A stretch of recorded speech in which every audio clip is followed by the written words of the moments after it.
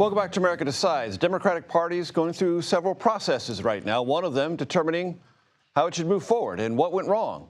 That's actually two things. After President-elect Trump's victory in the election and Republicans keeping control of the House, regaining it in the Senate. To discuss this and other matters, I want to bring in Khanna, Democratic Congressman, joins us from Capitol Hill. I want to congratulate you, Congressman, on winning re-election to the 17th Congressional District. First of all, Congressman, your reaction to announcements today that have been reverberating, I'm sure, on Capitol Hill. Matt Gaetz, Attorney General, Tulsi Gabbard, Director of National Intelligence. Well, thank you on the congratulations, and I want to thank the people of the 17th District. Look, the people voted for Donald Trump to have lower prices and a secure border. I don't think they voted for the appointments that they're getting. I've worked as colleagues with both Tulsi Gabbard and Matt Gaetz, so I'll let the Senate make their determination. But it's an indication, including of Tom Harmon and also Stephen Miller, of just where this president's going to go. I mean, he is not moving to the center. He's going to his MAGA base. And we'll see if he's overreaching on the mandate that he had from the American people.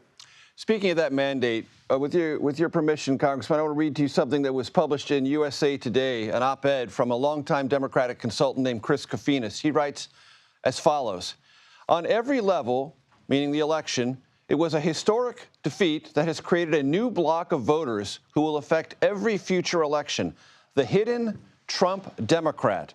These voters, I go on to quote directly, grew tired of being lectured at by a cadre of political, social, cultural, and establishment elites who minimized or outright ignored the serious economic pain they felt over inflation or the grave concerns they felt over illegal immigration. How much, if at all, do you agree with that sentiment? I agree with the second half, that we have to acknowledge that for the past 50 years, people have been shafted in this country, that working class and middle class folks are struggling economically. Their kids may not be able to buy a house or a car.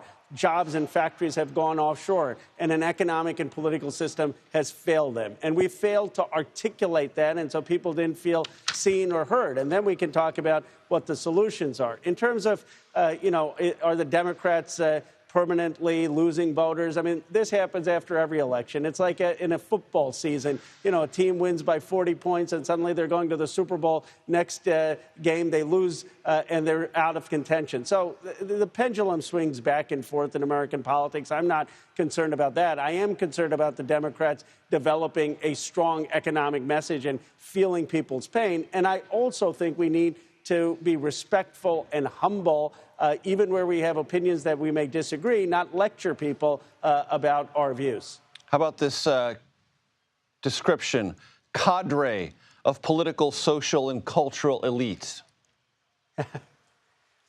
Well, look, I think we have a cadre of political operatives who are out of touch with ordinary communities, the people who thought that having Beyonce and Bruce Springsteen, I love Bruce Springsteen, and Katy Perry doing concerts was somehow more important than having people who had been laid off because of plant closures talking at political rallies. I mean, I don't understand what they thought they were doing with the events they organized. So I do think there needs to be a house cleaning of the political operative class. I think we need to listen more to people like Chris Deluzio and Marie Perez and folks like Jared Golden, even. I mean, some from all parts of the party, progressive, centrist, it doesn't matter, but they're connected to communities, actual communities, meeting actual voters.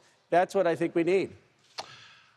You traveled to New Hampshire during the primaries. You went to Michigan, the Dearborn and Detroit areas. You have been this year, this election year, close to some of these fractured components of the Democratic coalition. Did election night genuinely surprise you, Congressman? It didn't surprise me that much. The magnitude of the defeat surprised me. I have to give you credit, Garrett. When I was seeing all these polls up on Michigan, you were the one in your reporting saying, no, this thing is much closer than it appears, weeks before the pundits caught up. And that was certainly my experience going to Michigan. I mean, the war was a huge issue.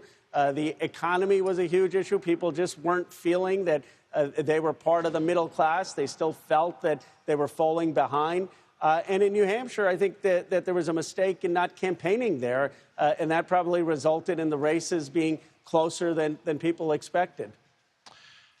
And what, if you were to synthesize it into a sentence, would you say is the most important priority for Democrats coming out of this election? A real substantive vision on the economy that recognizes that while districts like mine are thriving, a lot of the country has fallen behind and isn't succeeding in a modern economy. Khanna, always a pleasure, sir. Thank you. Thank you.